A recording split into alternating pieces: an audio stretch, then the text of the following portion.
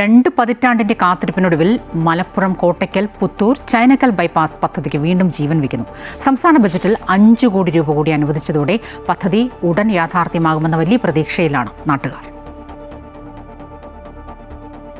20 വർഷം മുൻപ് നിർമ്മാണം തുടങ്ങി പാതി വഴിയിൽ നിലച്ചുപോയ കോട്ടയ്ക്കൽ പുത്തൂർ ചൈനക്കൽ ബൈപ്പാസിനാണ് ഒടുവിൽ ശാപമോക്ഷമാകുന്നത്.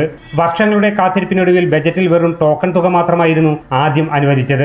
എന്നാൽ ശക്തമായ പ്രതിഷേധമുയർന്നതോടെ ബജറ്റ് മറുപടി പ്രസംഗത്തിൽ പദ്ധതിക്കായി 5 കോടി രൂപ അടിയന്തരമായി അനുവദിക്കുകയായിരുന്നു. നിലവിൽ 3 റീച്ചുകളുള്ള പദ്ധതിയിൽ പുത്തൂരിൽ നിന്നും കാവതിക്കളം വരെയും കുറ്റിപ്പുറംകാവ് ക്ഷേത്രം വരെയുമുള്ള 2 ഘട്ടങ്ങൾ നേരത്തെ പൂർത്തിയായിരുന്നു. ഇവിടെ നിന്നും ദേശീയപാതയിലേക്ക് എത്തുന്ന ചെനക്കൽ വരെയുള്ള 3ാം ഘട്ടമാണ് വർഷങ്ങളായി മുടങ്ങിക്കിടന്നിരുന്നത്. പദ്ധതി യാഥാർത്ഥ്യമാകുന്നതോടെ കോട്ടക്കലിലെ ഗതാഗതക്കുരുക്കിന് വലിയൊരളവോളം ആശ്വാസമാകും. പണി തീരുകയാണെങ്കിൽ നല്ല സൗകര്യമായിരുന്നു. കോട്ടക്കലിൽ തിരക്ക് ഒഴിവാക്കണമെങ്കിൽ ഇത് ബൈപ്പാസ് ചാലുവായാൽ നല്ല സുഖമായിരിക്കും. ഈ റോഡ് തന്നെ വന്നതാണ് ഈ നാടിൻ്റെ വികസനം.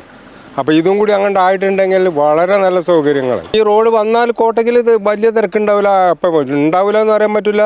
കാരണം എന്താ വെച്ചാൽ വാഹനങ്ങൾ കൂടുതലാകുമ്പോൾ തിരക്കെങ്ങനെയും ഉണ്ടാവും.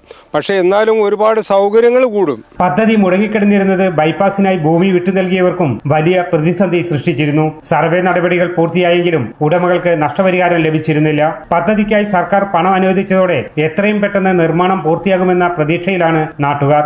അമൃത ന്യൂസ്, മലപ്പുറം.